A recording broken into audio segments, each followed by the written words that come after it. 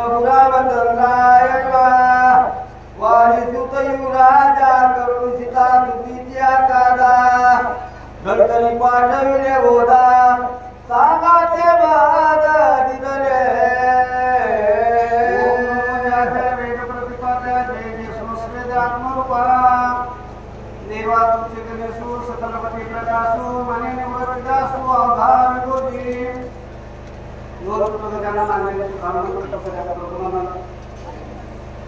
तुम्ही साक्षात महादेवाचं रूप असणारे स्मृती महाराज संत महंत सर्वांच्या चरणी नतमस्तक हो.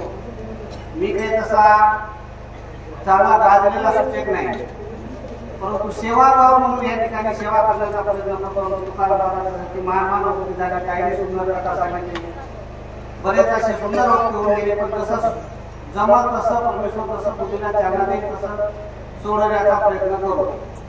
त्या ठिकाणी ही कथा सर्वांनी ऐकलेली, हनुमंतराय भरताला कथा सांगू लागलेले, झालेला वृत्तांत सगळा सांगू लागलेले.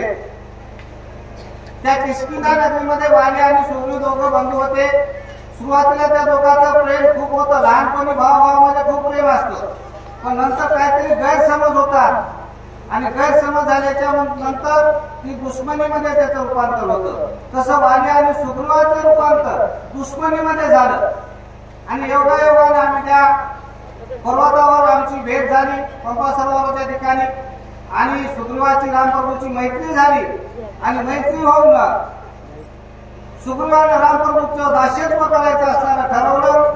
आम्ही सर्व सेवक सुग्रीवाच्या स्वाधीन होतो. सर्व सेवकांना एकत्र करून आम्ही सर्व वानरगण एकत्र झालो आणि सुग्रीवाने सांगितलं की रामप्रभूची जी सीताहरण झालेली आहे त्या सीतामाईचा शोध करायचा आहे, आणि त्या सीतामाईच्या शोधाचं कार्य आमच्यावर सोपवलं गेलं असं हनुमंतराया भरताला बोलू लागले.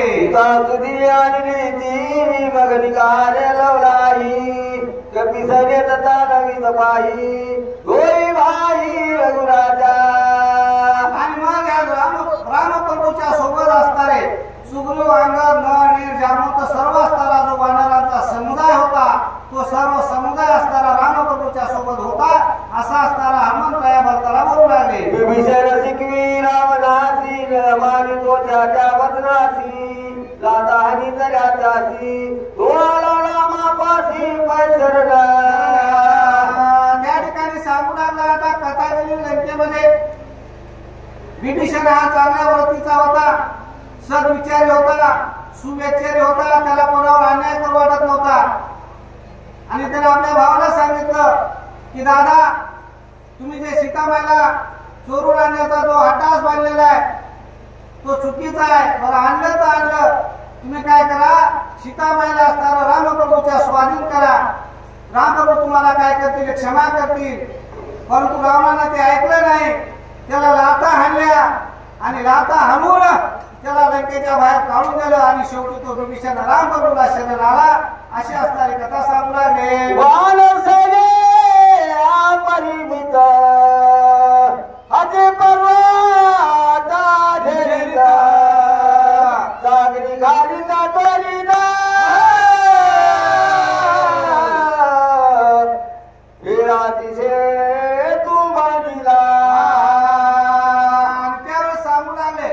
हनुमंतराय भरताला सांगू लागले की अपार असणारा वानर समुदाय होता आणि हा वानर समुदाय उल्हासित झाला होता. आपल्या मालकाचं असणारं कार्य करायचंय, सेवा करायची म्हणून आनंद झाला होता. मग यांच्याकडे काय शस्त्र होतं म्हणजे पर्वताच्या पर्वत उचलू लागले आणि चेंडूसारखे असणारे झेलू लागले आणि त्या ठिकाणी सीतामाईच्या सुखीसाठी निघाले. वानर प्रवेशल्या दुर्ग आगीला गुणवत्तू सरेग आणि दारी गादारीला. आणि त्या ठिकाणी सांगू लागले सगळे वानर असणारे कुठे गेले, लंकेमध्ये गेले. आणि लंकेमध्ये घेऊन जो रावण होता, लंकेचा राजा, त्याची जी लंका होती त्या लंकेचा असणारा ध्वंस करायला सगळी सुरुवात केली. असा असताना हनुमंतराय बोलू लागला.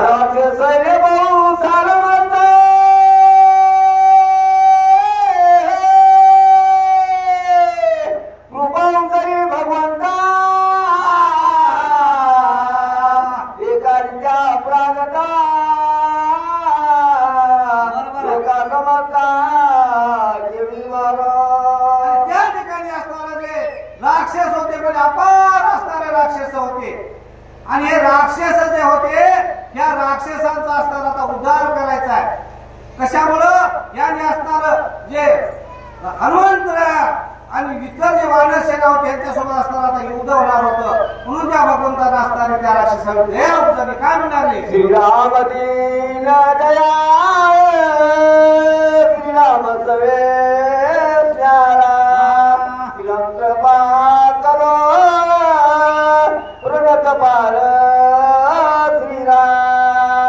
श्रीराम हे कृपेचे कृपाळू आहेत, दिनाचे दयाळू आहेत.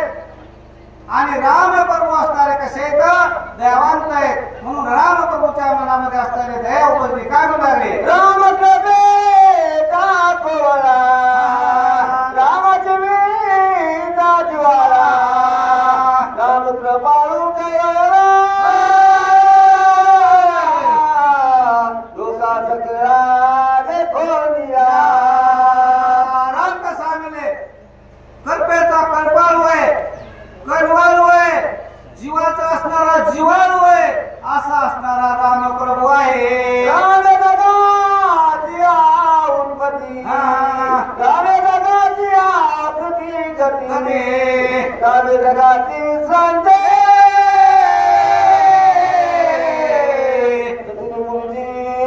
श्रीराम. राम काय म्हणले, जगाची उत्पत्ती करणारा असणारा राम आहे, जगाचा सांभाळ करणारा राम आहे, जगाचा रक्षण करणारा राम आहे, स्थिती गती सर्व काही असणारा राम आहे. असा असणार ठिकाणी हनुमंतराय बोलू लागले, अपराधे केली मारो म्हणून वाणीला तुझाचारो पाठविला अंगद वीर अति चतुर बोलका. आणि त्या ठिकाणी तुम्हाला अगोदर सांगितलं होतं की विनाकारण राक्षस मारले जाणार होते. म्हणून राम बरोबर त्या राक्षसांची दया आली.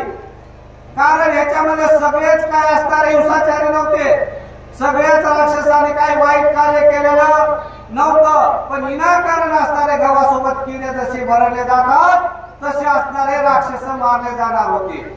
म्हणून राम बरोबर विचार केला की भांडण होण्यापेक्षा कुठंतरी मिटविल्यानं बरं. म्हणून शाने माणसं गावात जसं भांडण मिटतात तसं राम बरोबर शिष्टाई करण्यासाठी अंगदाला पाठवलं. अंगदाला, आणि अंगदा बोलण्यामध्ये चतुर होता, हुशार होता. काय म्हणू लागला,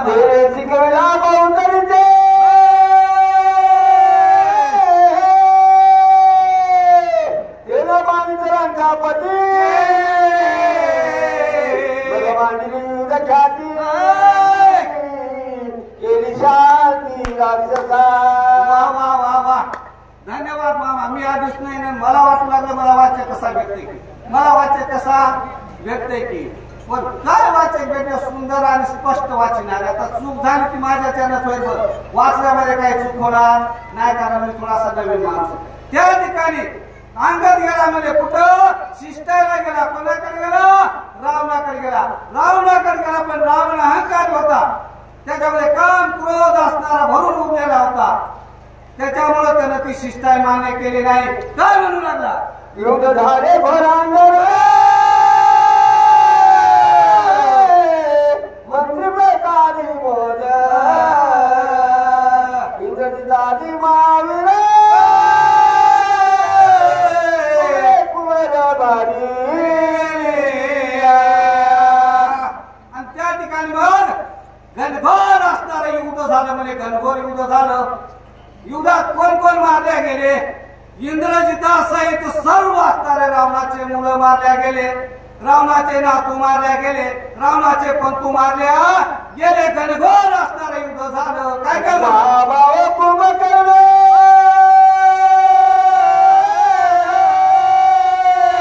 उभा चिरलारून गरीबा आधी लाख काळ कापण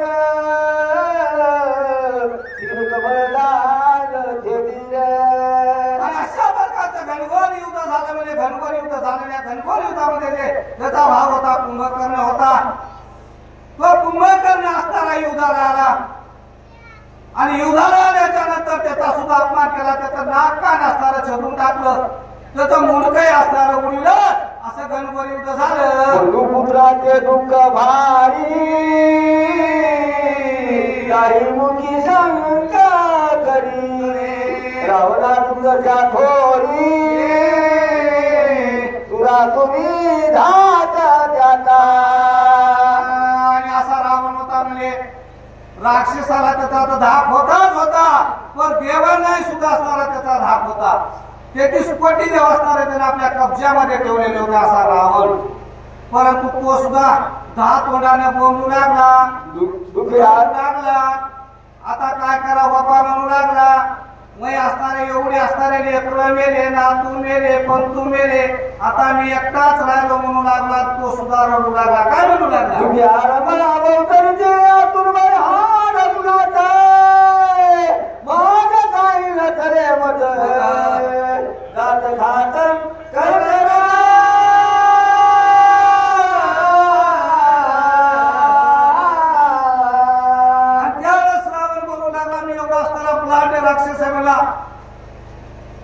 धानुकाचा असणारा मला मी एवढ्या लोकांना असणारा काय केलं, देवांना असणारा कब्जात आणलं, सगळीकडे माझी चलती.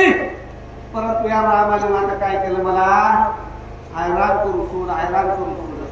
आता काय करा म्हणून पर दात खाऊ लागलं. काय काय म्हणून रामे वागला तुंगोरी बाणा इंद्रजीचा महावीर दारुणा तो मित्रदान लिंबीला. आणि आता विचार करू लागला रावण, माझे सर्व असणारी शक्ती माझा भाव होता, कुंभकर्ण होता. कुंभकर्णापुढे कोणाचा एकाला चालत नव्हतं, परत त्या कुंभकर्णाचा सुद्धा काटा काढला.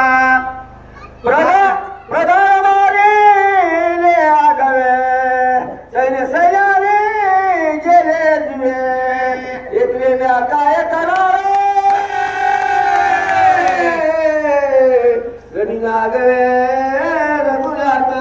आणि बघा आता विचार करू लागला. आता मी एकटा राहिलो, माझ्या इंद्रजिताला सुद्धा असणारा लक्ष्मणाने मारलं. आता मी एकटा राहिलो, एकटा राहून काय करू, रडत बस.